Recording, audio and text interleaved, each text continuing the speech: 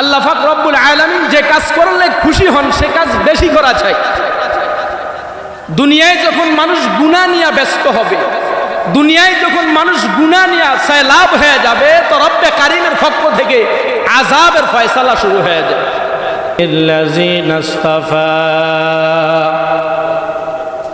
خصوصا على إمام الأنبياء وسيد الورى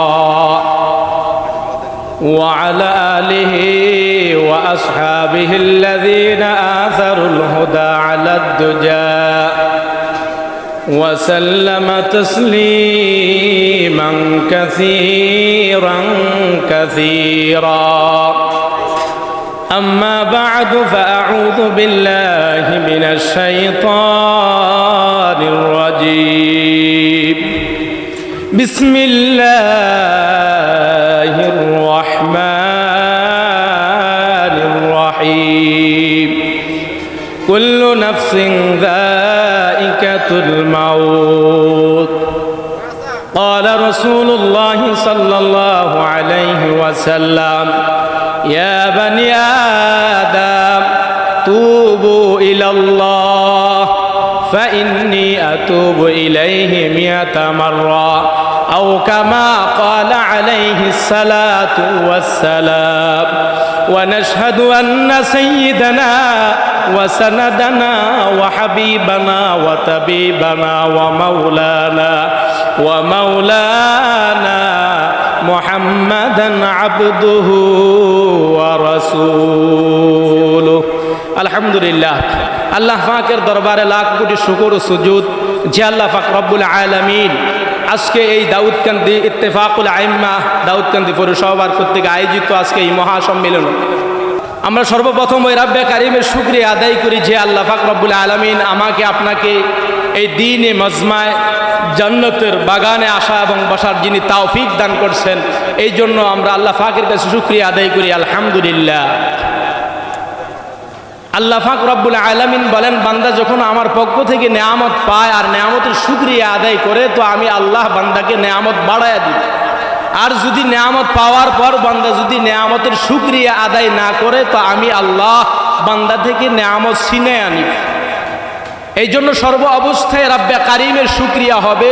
আল্লাহ যতদিন আমাদেরকে দুনিয়ায় বাঁচবো, সর্ব অবস্থায় মুমিনের একটা আলামত, সর্ব অবস্থায় মুমিন আল্লাহ পাকের শুকরিয়া আদায় করে। এই জন্য বেশি বেশি শুকরিয়া আদায় করার দরকার। আল্লাহ পাক রব্বুল আলামিন যে কাজ করলে খুশি হন সে কাজ বেশি করা চাই।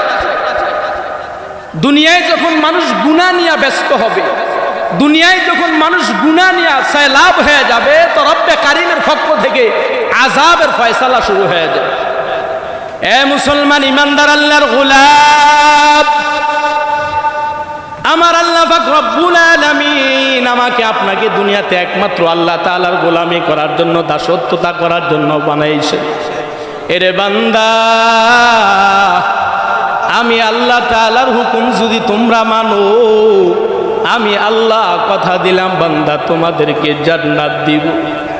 আর যারা দুনিয়াতে আমার আল্লাহর সব কিছু পাইয়া আমার আল্লাহরে ভুলিয়া যায়, তখনই আমার আল্লাহ তাআলা আসমানের আযাবের ফয়সালা করে দেয়। এরে দুনিয়ার মানুষ, আমার আল্লাহ যে কত বড়, তার আযাব গজব যে কত বড়। কিছুদিন আগে জুমার দিন ভূমিকম্প হয়েছে, ভূমিকম্প এই বাংলার জমিনে। এরে মুসলমান, মানুষ যখন গুনাহ নিয়ে ব্যস্ত, আমার আল্লাহ তখন আযাবের ফয়সালা করে দেয়। মাত্র 5 পয়েন্ট ভূমিকম্পের কারণে ইযা যুলজিলাতিল আরদু জিলজালাহা, আল্লাহ পাক রব্বুল আলামিনের আযাব বড় কঠিন, বড় কঠিন। মাত্র আল্লাহ মিস কল দিবেন জুমার দিন। আল্লাহ যেই দিন ডাইরেক্ট কল দিবে, ইযা যুলজিলাতিল আরদু জিলজালাহা, অল্প সময়ের ভিতরে দুনিয়া শেষ হয়ে যাবে। হযরত ইসরাফিল আলাইহিস সালাতু ওয়াস সালাম প্রস্তুত হয়ে রয়েছেন সিংহায় ফু দেওয়ার জন্য। আমার মালিক কোন দিন জানি মালাকুল মাউত রে জুমার দিন আসরের পরে কিয়ামত শুরু হয়ে যেদিন ইসরাফিল আলাইহিস সালাতু ওয়াস সালামকে হুকুম দিবেন, বলে ইসরাফিল আলাইহিস সালাতু ওয়াস সালামের এক শিঙ্গা ফুয়ের কারণে বলে দুনিয়ার ভিতরে যত পাহাড় দেখি, বড় বড় পাহাড়, এগুলা রুইয়ের মতো উড়তে থাকবে। হযরত ইসরাফিল আলাইহিস সালাতু ওয়াস সালাম রব্বে কারিমের অপেক্ষায় আমার আল্লাহ কতক্ষণ হুকুম করবেন। ইসরাফিল আলাইহিস সালাতু ওয়াস সালামের কাছে যেই সিংহা আছে, এই সিংহাটার ভিতরে কত বড় জানেননি? এই সিংহাটার মধ্যে 70,000 ছিদ্র আছে। ইসরাফিল আলাইহিস সালাতু ওয়াস সালামের সিংহার উপরে 70,000 ছিদ্রের কথা আমি বলবো না।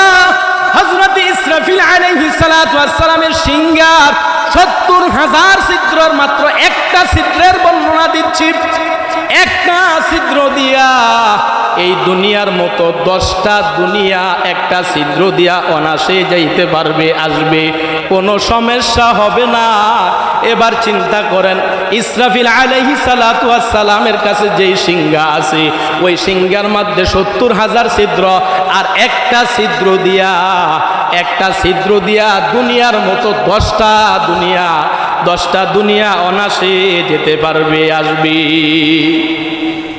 এবার চিন্তা করেন, 10টা দুনিয়া বলবো না, একটা দুনিয়া কতটুক সেটা চিন্তা করেন। হযরত সুলাইমান আলাইহিস সালাতু ওয়াস সালাম, হযরত সুলাইমান আলাইহিস সালাতু ওয়াস সালাম ইচ্ছা করলেন পৃথিবীর শেষ ভাগ দেখার জন্য। এই জন্য হযরত সুলাইমান আলাইহিস সালাতু ওয়াস সালাম একটা পাখিরে পাঠাইলেন, পাখি যা 3 মাস যাবি আর 3 মাস আসবি, দুনিয়ার শেষ অবস্থায় দেখ। দুনিয়ার বিজ্ঞান রিসার্চ কইরা রকেট বানাইছে, যেটা মিনিটে ঘন্টায় লক্ষ কোটি মাইল ব্যাক করে রকেট যায়। ওই সময় হযরতে সুলাইমান আলাইহিস সালাতু ওয়াস সালাম একটা পাখিকে পাঠাইছেন, 3 মাস সফর করে গেছে পাখি। প্রথম মাস খাবারের প্রয়োজন, নিচে ল্যান্ড করছে। ওই পাখিটা 1 মাস পরে খাবার খাইছেন, এরপরে আবার উড়া শুরু করে দিয়েছে। তারপরে আবার 1 মাস পরে খাবারের প্রয়োজন, আবার বসছে খাইতে। এবার 2 মাস শেষ হওয়ার পরে আবার যখন রওনা দিছে 3 নম্বর মাস, 3 মাস যখন পূর্ণ হয়েছে, আবারও ক্ষুধার প্রয়োজন, খানা খাইবে। এই সময় ওই পাখিরে আদেশ করিয়া দিল যে আমি একটা নদীর মাছ, আমি মাছের উপরে তুমি 1 মাস